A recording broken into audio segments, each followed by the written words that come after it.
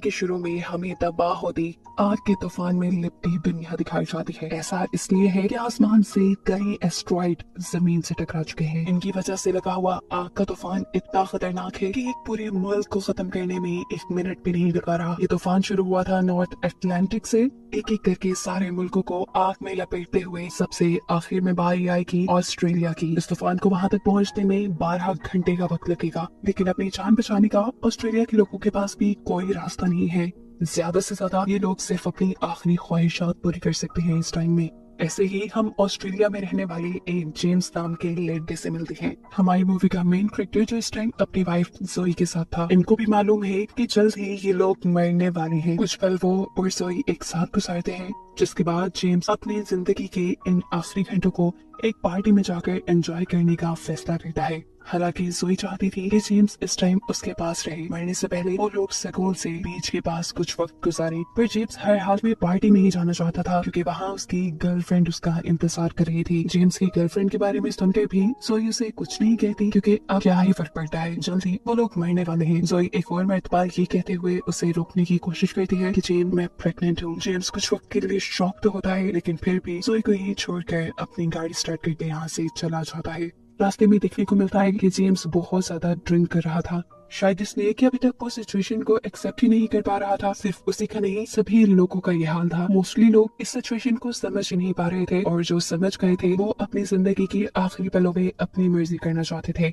ऐसे में अग्रेसिव लोग जो पुलिस और कानून की तरफ से बहुत सारे काम नहीं करते थे, वो सभी सड़कों पर निकल आए थे। हर किसी को अपना बदला याद आ चुका था। जो जिसको यहाँ मारना चाहता था सरेआम मार रहा था। यहाँ तक के बच्चों की लाशें भी जमीन पे लावारिस पड़ी थी। फैमिलीज मदद मांगने के लिए भाग रही हैं, घरों को जलाया जा रहा है। लोग अपने बच्चों को मारकर खुद सुसाइड करने पे मजबूर हैं, क्योंकि जिंदगी के 12 घंटे अफरा तफरी में गुजारना उनके ऊपर मुश्किल हो चुके हैं। वो मरने से पहले कोई और मुसीबत नहीं देखना चाहते। ये सब देखते देखते जेम्स अपनी गाड़ी चलाता रहता है, लेकिन थोड़ा ही आगे जाने पे उसे रास्ता कार्ड के जरिए बंद मिलता है। इससे पहले कि वो कोई दूसरा रास्ता चुनता, एक आदमी उसकी कार में बैठ के उसकी गर्दन के ऊपर चाकू रख देता है। जेम्स उससे कहता है अगर तुम्हें एक कार चाहिए तो बेशक ले लो, लेकिन मुझे छोड़ दो। लेकिन ये आदमी कहता है तुम कार चलाते रहो। वो पागल आदमी सामने एक आदमी का पीछा कर रहा था। उस आदमी के दिखते ही ये आदमी कार से उतर कर उस आदमी को बेदर्दी से चाकू से मार डालता है। न जाने उसने इस आदमी से क्या बदला लेना था। जेम्स जानता था कि अब उसके बाद वो पागल आदमी जेम्स को भी मार देगा। अपनी जान बचाने के लिए वो अपनी कार छोड़कर यहाँ से भाग जाता है। वो आदमी भी पागलों की तरह उसका पीछा कर रहा था, लेकिन जेम्स भागते हुए एक कार के नीचे छुप कर अपनी जान बचाता है। जिस कार के नीचे छुपा था वो इसके जरिए भाग भी सकता था, पर उसकी बदकिस्मती कि ये कार लॉक थी। एकदम से उसने देखा कि उसके सामने एक वैन आकर रुकी है, जिसके अंदर से दो आदमी एक बच्चे को निकालते हैं। जरूर वो उसे किडनैप करके लाए थे और जबरदस्ती उसे घर के अंदर लेकर जा रहे थे, उसे अब्यूज करने के लिए। बच्ची जोर जोर से चिल्ला रही थी। जेम्स को उस बच्ची से कोई लेना देना नहीं था। वो तो सामने वालों की वैन लेकर यहाँ से भागना चाहता था, लेकिन बच्चे की रोती चिल्लाती आवाज़ें उसे आगे बढ़ने ही नहीं देती। अब वो इन्हीं की वैन में से हथौड़ा उठाता है और घर के अंदर चला जाता है। पहले आदमी को वो इस हथौड़ी से मार चुका था, लेकिन दूसरे आदमी को मारना आसान नहीं था। इस बॉडी बिल्डर इंसान ने तो उल्टा जेम्स को ही अपने नीचे दबा लिया था। इससे पहले कि वो जेम्स का एक लकड़ी के जरिए दम खोलते हुए उसे मार देता, जेम्स अपनी अकल का इस्तेमाल करते हुए न सिर्फ अपने आप को छुड़वाता है, बल्कि अपने हाथ में पकड़ी हुई हैमर से उस आदमी के भी सर पे वार करते हुए उस बच्चे को बचाकर यहाँ से निकल जाता है। इस बच्चे का नाम था रोज। वो रोज से कहता है जल्दी वैन में बैठो, हमें यहाँ से भागना होगा, इस जगह सेफ नहीं। लेकिन ये बच्ची इस वैन में बैठने से डर रही थी। उसे अब जेम्स पे भी एतबार नहीं था। तब जेम्स उसे समझाता है कि अगर ज्यादा देर यहाँ रुके तो फिर मैं तुम्हारी कोई गारंटी नहीं ले सकता। ये सुनकर बच्ची वैन में बैठ जाती है और ये दोनों यहाँ से निकल जाते हैं। रोज बताती है कि वो और उसके डैड अपनी आंट के घर जा रहे थे, जहाँ उनकी पूरी फैमिली एक साथ इकट्ठी होने वाली थी। इन लोगों ने वादा किया था कि ये लोग अपने आखिरी लम्हे एक साथ गुजारेंगे, लेकिन रास्ते में ही उसके डैड की गाड़ी का फ्यूल खत्म हो गया।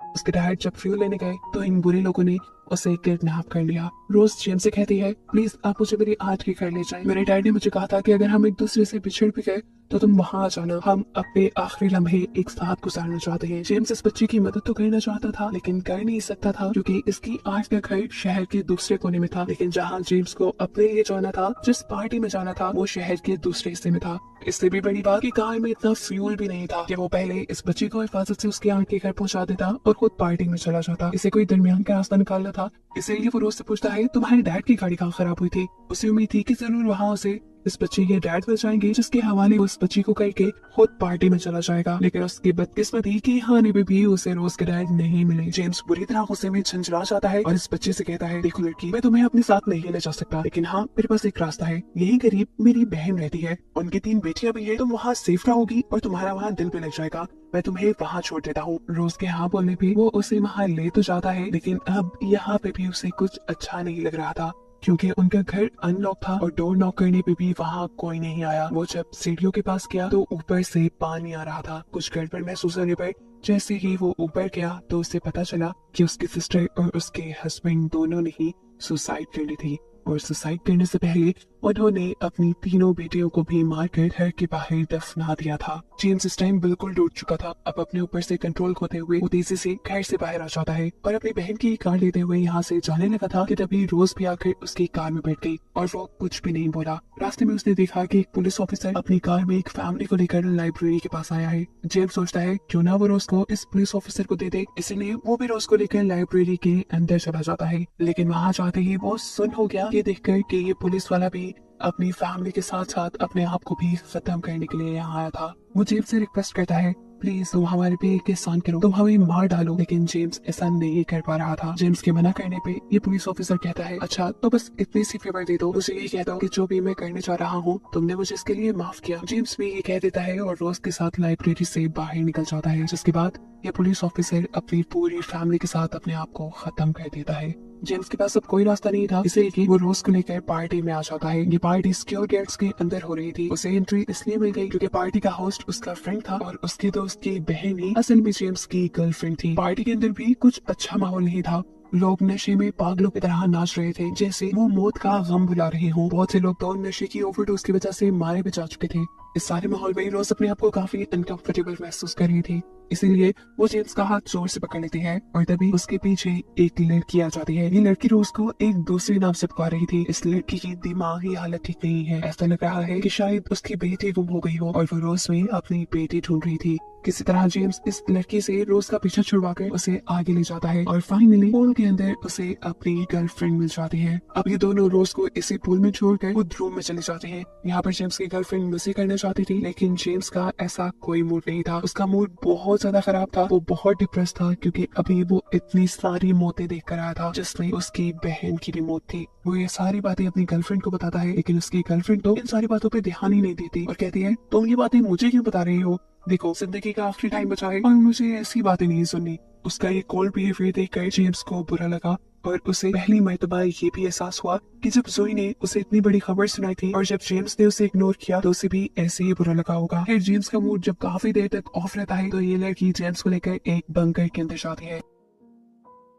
इस बंकर के अंदर बहुत सारा खाना और कुछ बेड्स थे। ये लड़की बताती है, देखो जेम्स, हम इस बंकर के अंदर रहेंगे। इस बंकर के अंदर 1 साल का खाना है और वो सारी सहूलतें हैं जो एक इंसान को जिंदा रहने के लिए चाहिए। अब दुनिया चाहे तबाह हो भी जाए, हम तो इस बंकर में जाकर छुप जाएंगे। ये लड़की शायद पागल हो गई थी। जेम्स उससे कहता है, होश में तो हो, ये जो फायर स्टॉर्म आ रहा है इससे इतनी आसानी से बचा नहीं जा सकता। चाहे तुम जमीन के कितने ही हजारों मीटर नीचे बंकर क्यों ना बना लेती, ये फायर स्टॉर्म तुम्हें फिर भी मार डालेगा। जेम्स के मुंह से ये बातें सुनकर तो ये लड़की भी खौफ में आ गई और तभी इस लड़की का भाई भी यहाँ आ गया। हमें पता चला कि इस लड़की को मौत से डर लगता था, इसीलिए उसके भाई ने अपनी बहन से ये झूठ बोला था ताकि दुनिया खत्म होने से पहले एटलीस्ट वो पैनिक ना करे। और अब क्योंकि जेम्स ने इस लड़की को सारी हकीकत बता दी थी, इसीलिए इस लड़की का भाई यानी जेम्स का दोस्त उसे मारने के लिए पीछे पड़ जाता है। अपनी जान बचाने के लिए जेम्स भागकर बाहर आ गया। बाहर जाते ही उसने जल्दी से रोज को ढूंढा, जिसे लेकर वो यहाँ से जल्द बाहर जाना चाहता था, लेकिन वो तो उस लड़की के हाथ में वॉमिट कर रही थी जो लड़की उसे अपनी बेटी समझ रही थी। असल में सेरा ने